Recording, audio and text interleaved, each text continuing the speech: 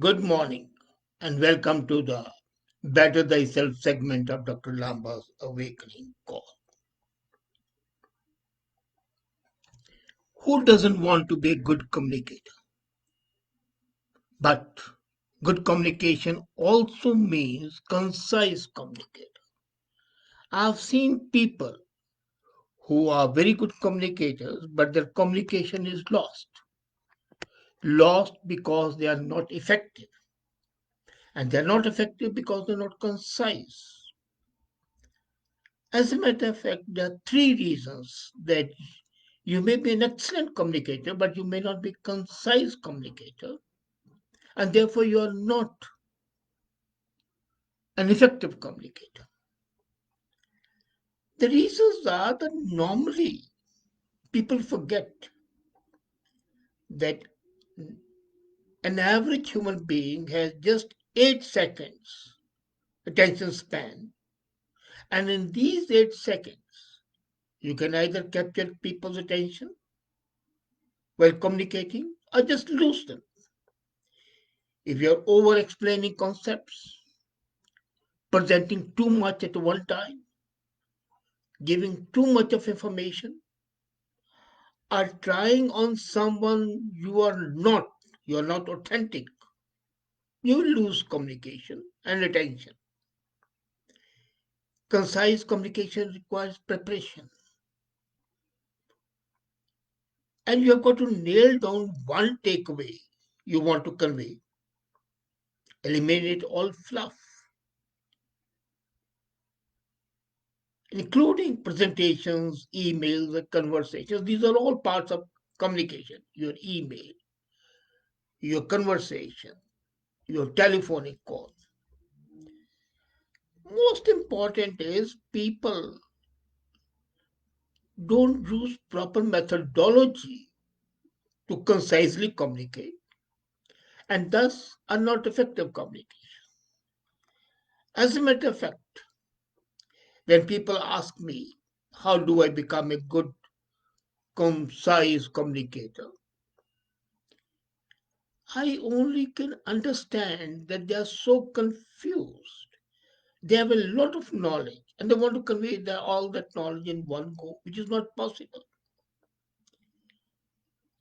Just consider these facts, which are ignored.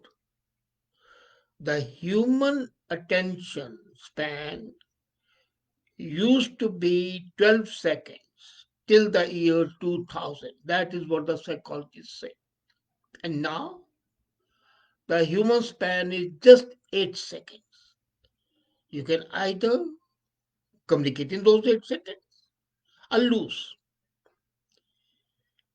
Secondly, there is plethora of communication. An average office worker receives 120 emails every day.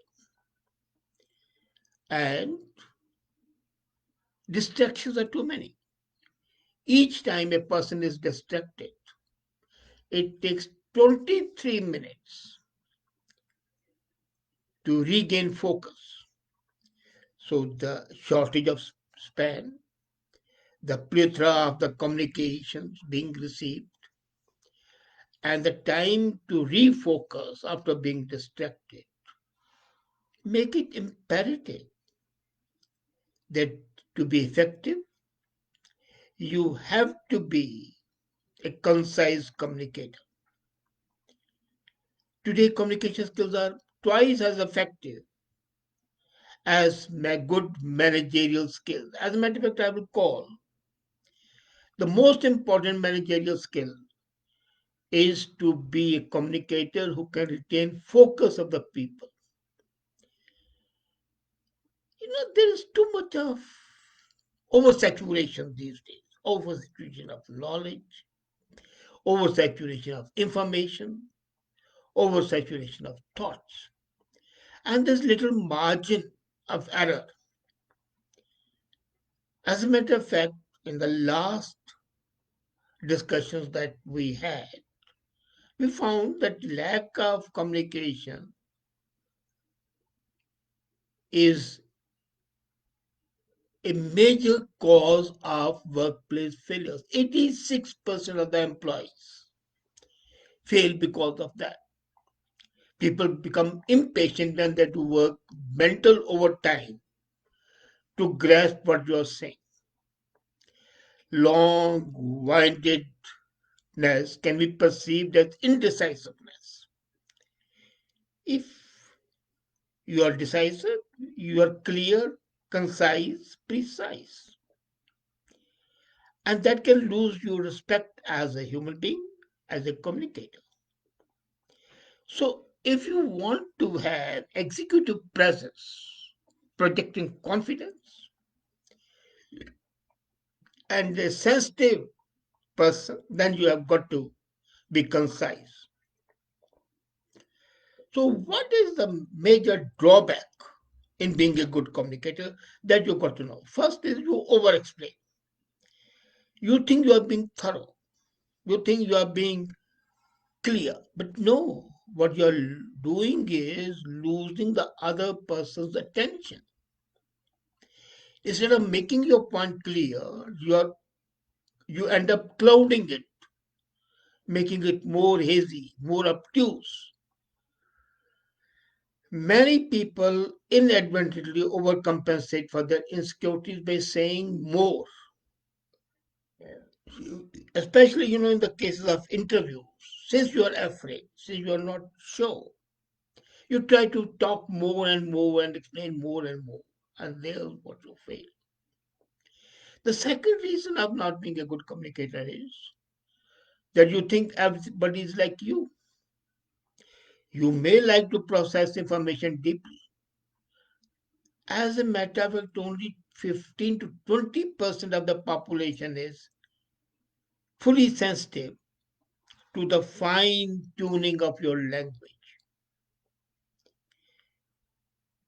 You may be a high input person. I personally am. That means I take in all the data and process it with lightning speed. But many people don't operate that way. And when I'm communicating, I have to be on their wavelength. So don't try to overwhelm people with too much information. They would like you to be direct and to the point. And if you're not direct and to the point, then you're not a good communicator. Third is you are trying to be something or somebody what you are not.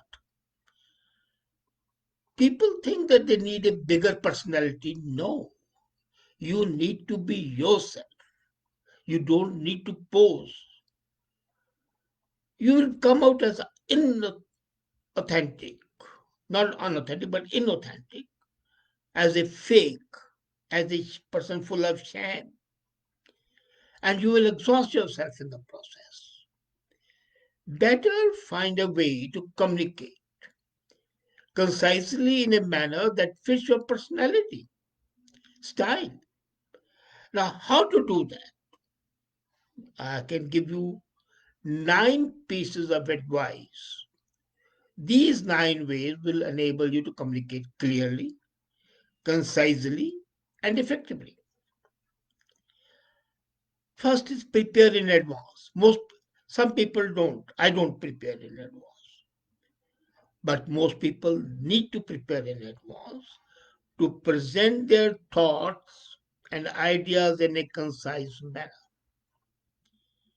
Because if you're not prepared normally, and if you're not a highly sensitive person who can process thoughts easily, eliminate all flaw, then you can't be brief.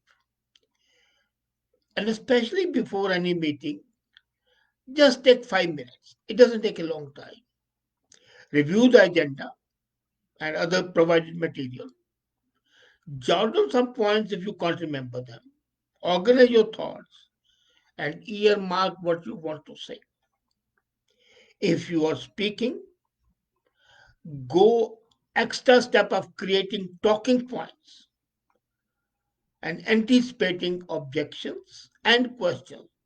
In your presentation, if you answer the questions, you'll be deemed to be a good communicator because you have the foresight. I personally sometimes mentally prepare for a frequently asked questions. I know what sort of questions are being asked. So I try to respond to them when I'm speaking. They're in my back pocket. I don't have to talk about them, but my presentation is a clear evidence of that. Second is provide a pre-read.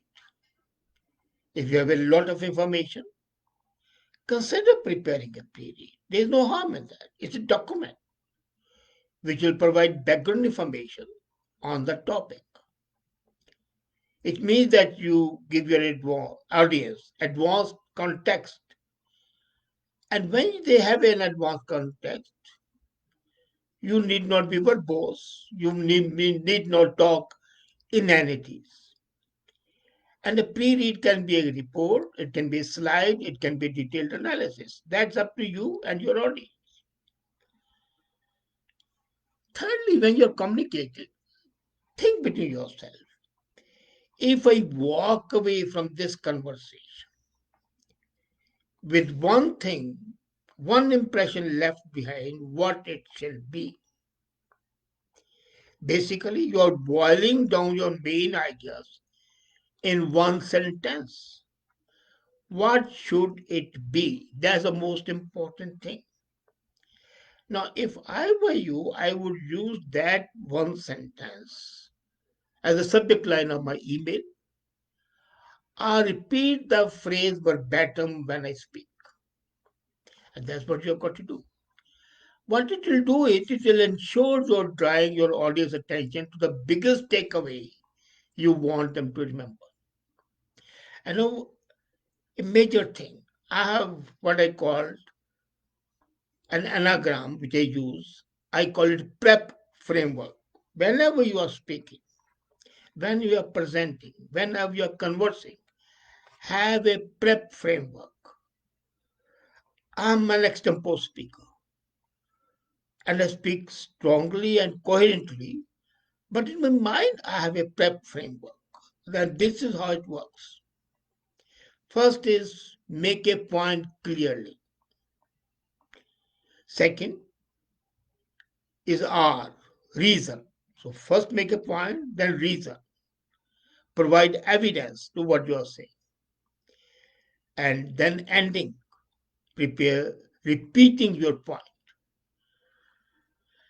Make a point, provide reason, and end it repeating that point. Prep framework would enable you to be a very concise communicator. Then people often don't use flagging statements, use bridging statements, use flagging statements. Now you would be thinking what those are. These are two public relation exercises. People who are in advertising business, who are in public relation business, they use these two tactics. We call them flagging and bridging.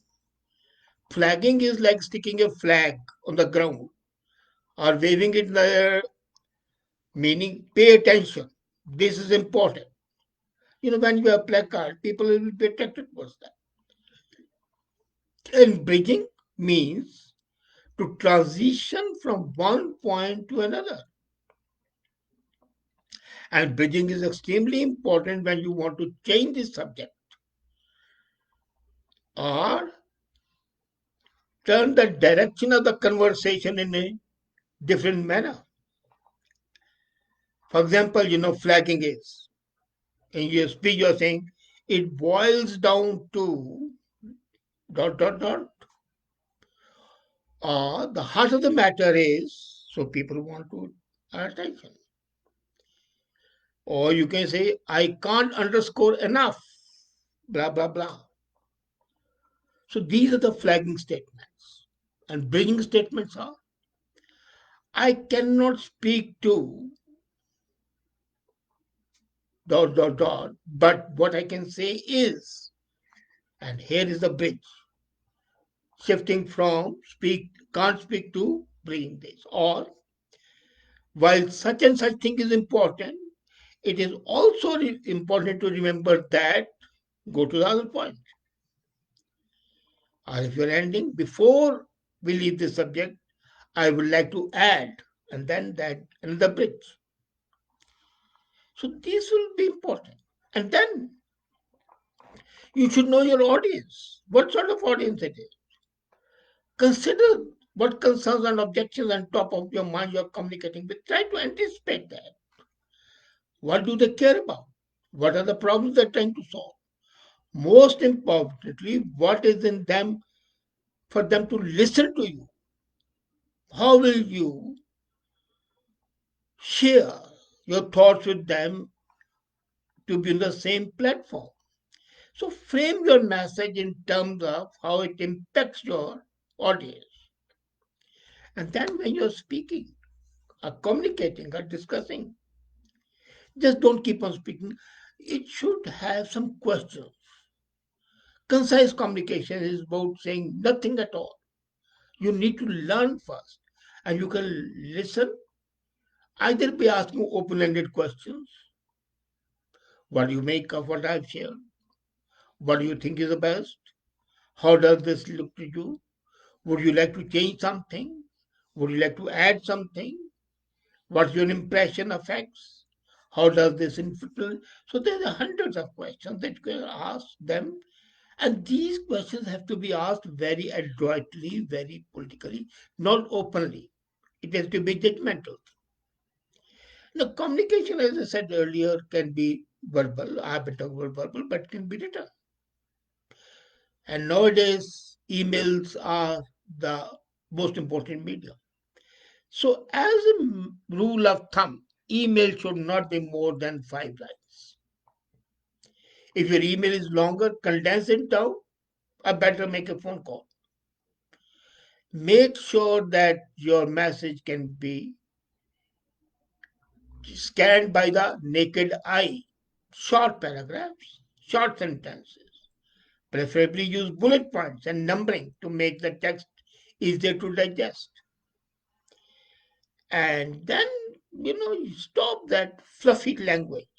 Hedging statement, I just wanted to check in. Could we have some time to chat?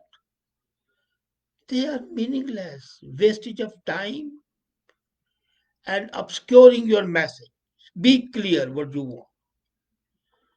Concise communication, what's important. Why should we have a meeting? That's important, not that do we have a fine to chat.